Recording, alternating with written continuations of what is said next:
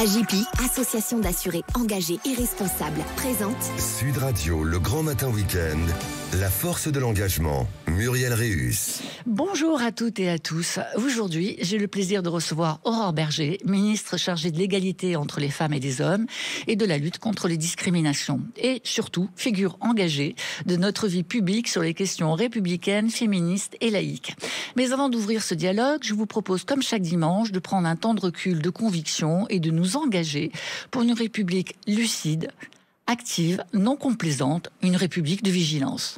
Une république qui ne se contente plus de principes proclamés mais qui agit, une république qui ne tolère ni les replis identitaires, ni les populismes manipulateurs, ni les violences sexistes dissimulées dans le silence des institutions.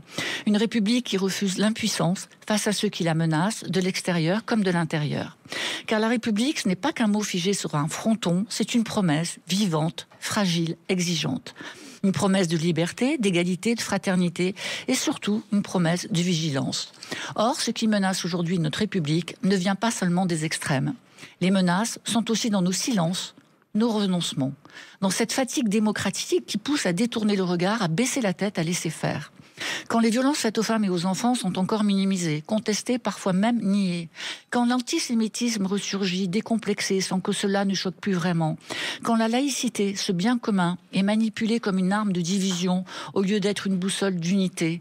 Quand la question du consentement, de la justice, de la dignité reste suspendue à des arbitrages politiques. Quand les discours populistes franchissent les lignes rouges et que plus personne ne semble les voir.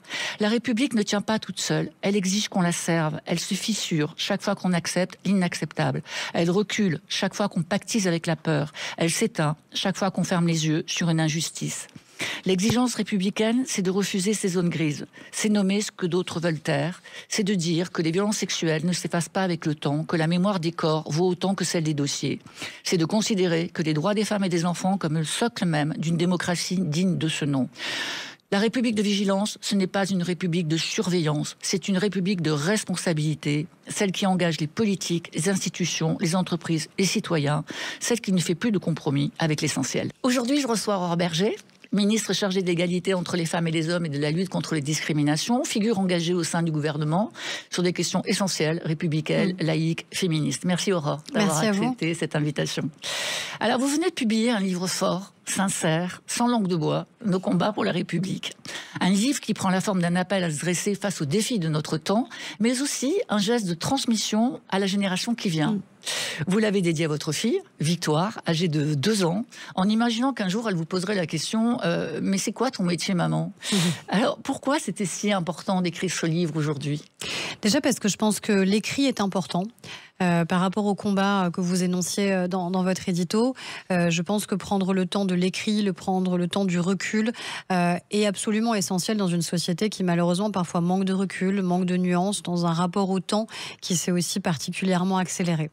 Donc il y avait ça, il y avait cet enjeu de transmission en effet, à la fois intime et personnel, mais au-delà de mon propre cas et de ma fille, qui est un enjeu de transmission à des générations où on voit qu'aujourd'hui il y a quelque chose qui est peut-être en train de se fissurer.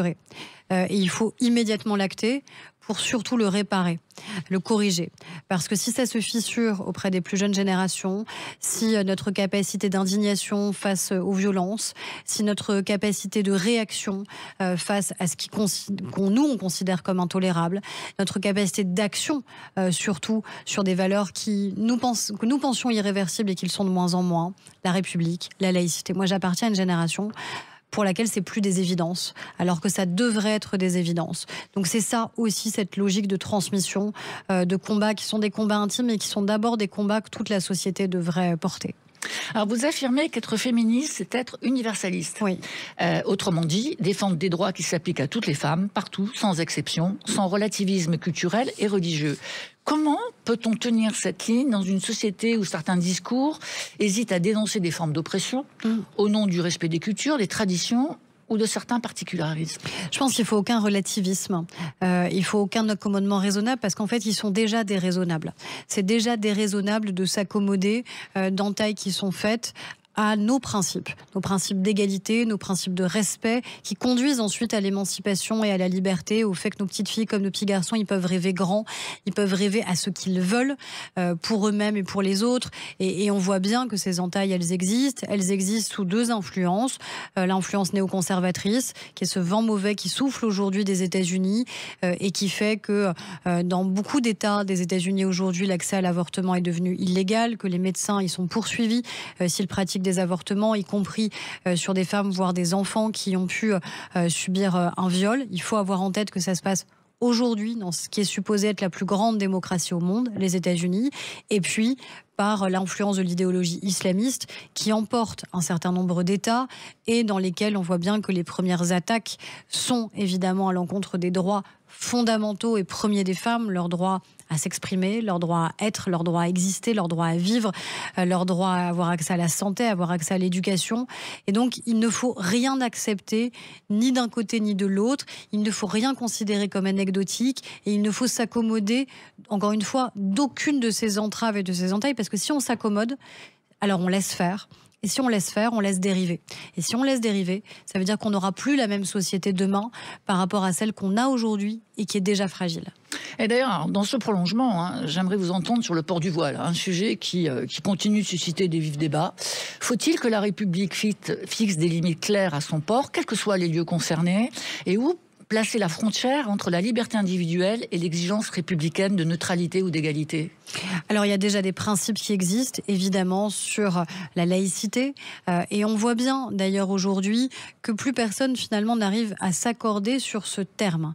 Qu'on n'arrive plus à en donner la même définition et qu'on a besoin d'adjectiver, de dire que la laïcité, elle serait ici stricte, elle serait ici ouverte. Non, la laïcité, elle est. Et la laïcité, c'est d'abord une promesse et c'est la possibilité, en fait, de la liberté dans la société, de la liberté d'opinion.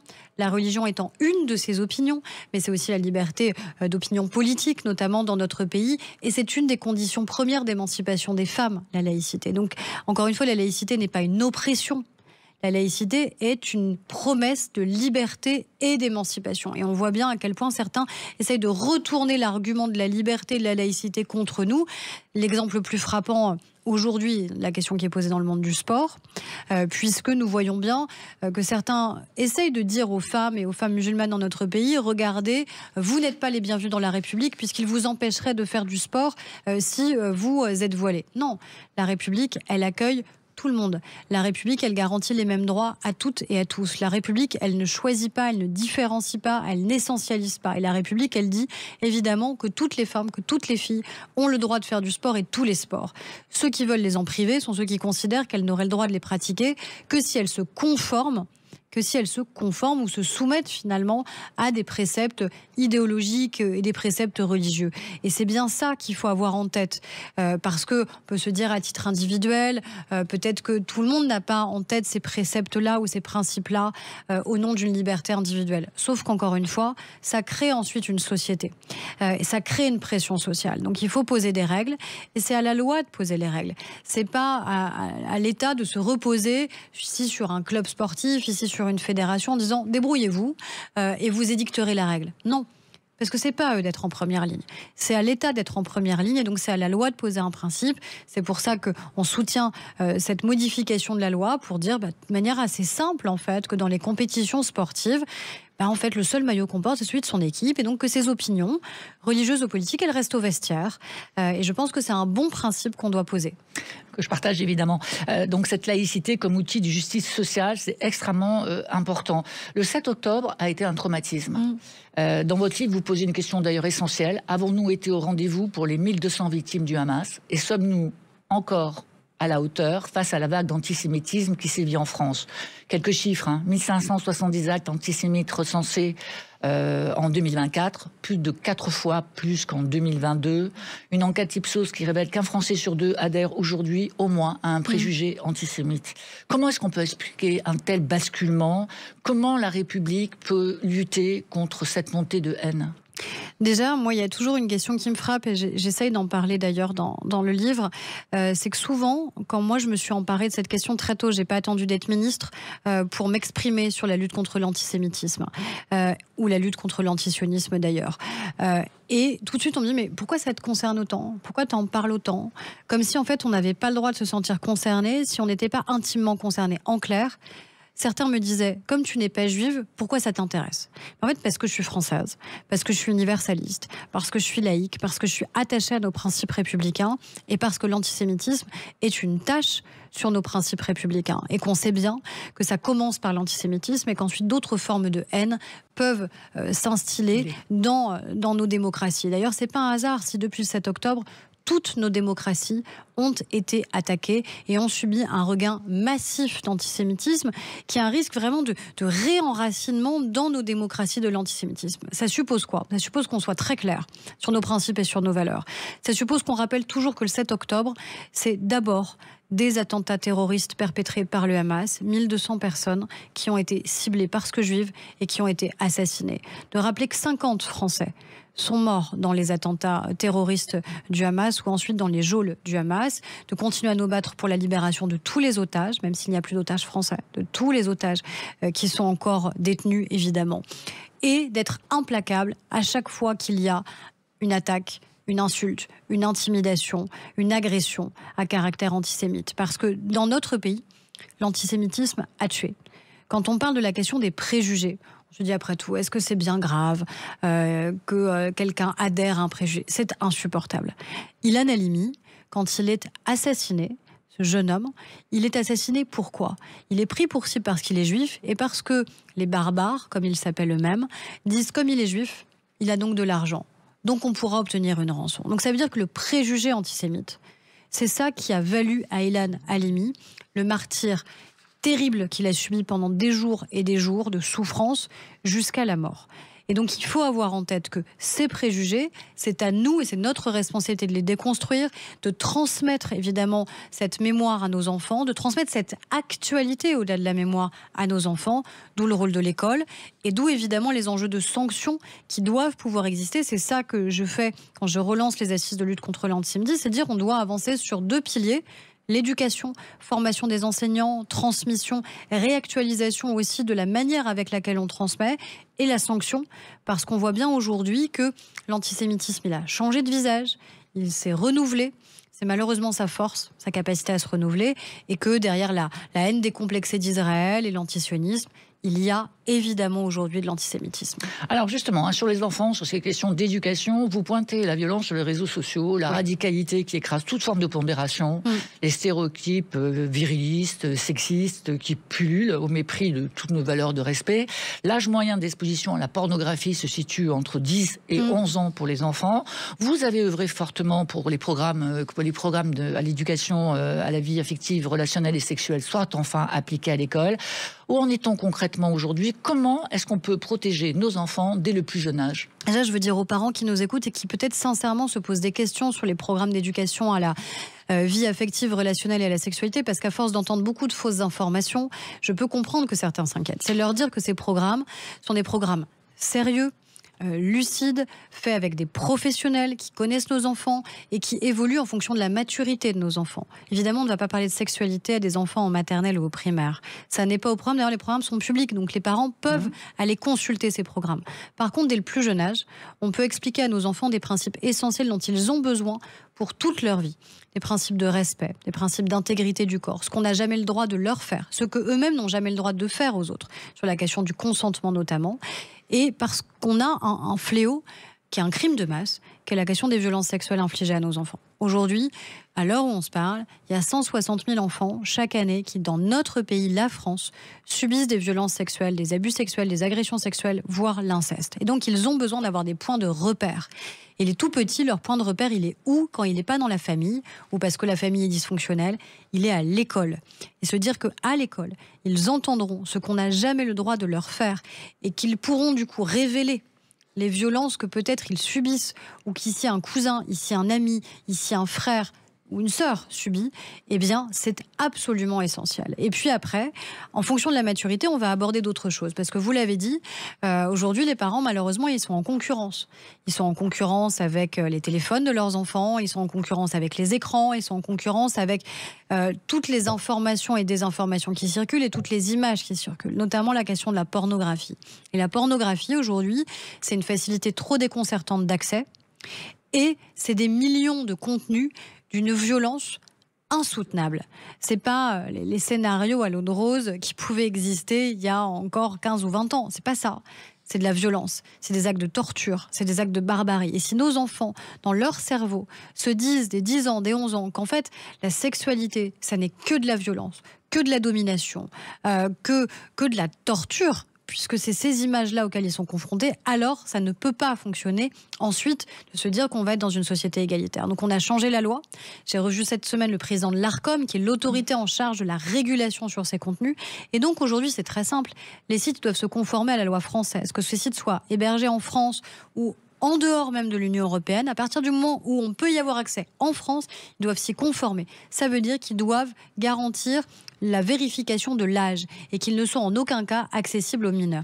Et s'ils ne s'y conforment pas, alors c'est très simple, les sites seront déréférencés. C'est-à-dire ils ne seront plus accessibles, ils seront bannis de notre pays. On va y arriver. Et ça a déjà commencé. Il y a un site, par exemple, qui a refusé, par exemple, de transmettre ses coordonnées, ses informations. On a ordonné aux hébergeurs de supprimer tout simplement l'accès à ce site internet. Et les hébergeurs le font réellement ? Ils ont l'obligation de le faire, sinon ils sont dans la loi des peines extrêmement lourdes, des amendes extrêmement lourdes, voire des peines d'emprisonnement. Donc on ne joue pas en fait, parce que, encore une fois, on parle de la santé mentale de nos enfants, on parle de risque d'exposition à des contenus sur lesquels ils n'ont aucun recul, aucune prise, et on voit bien ensuite ce que ça peut générer. Il y a une série très importante qui est sortie, qui est Adolescence. Et cette série, elle explique ça. Elle explique qu'en fait, même quand la famille a l'impression de tout bien faire, malheureusement, il y a encore aujourd'hui des choses qui nous échappent. Alors, il y a le respect de la vie privée de nos enfants, bien sûr, mais on doit être plus en contrôle, parce que cette république de vigilance à laquelle vous appeliez, c'est ça. C'est pas le soupçon. C'est pas, encore une fois, l'excès de contrôle alors que nos enfants ont le droit à une vie privée. C'est juste garantir, encore une fois, qu'on les protège. Et ça, c'est aussi le rôle de l'État, évidemment le rôle des parents. Alors, on arrive au bout. J'ai une dernière question. Une femme en politique, c'est encore et trop souvent prendre des coups réels ou symboliques. On voit souvent trop encore des attaques sur les compétences, sur le physique et pas souvent sur le fond. C'est quoi le vrai prix de l'engagement au féminin aujourd'hui ? Heureusement, les choses ont changé, ont évolué, et tant mieux, il y en a qui ont ouvert la voie, et je pense que l'effet du nombre a changé. Le fait qu'on soit aujourd'hui nombreuses, qu'on ait un gouvernement paritaire, qu'on ait une femme première ministre récemment, qu'on ait presque 40% de femmes à l'Assemblée, a changé la donne. On vient de changer la loi sur la question de la parité dans les petites communes, dans les communes de moins de 1000 habitants. Et ça a été un débat très compliqué.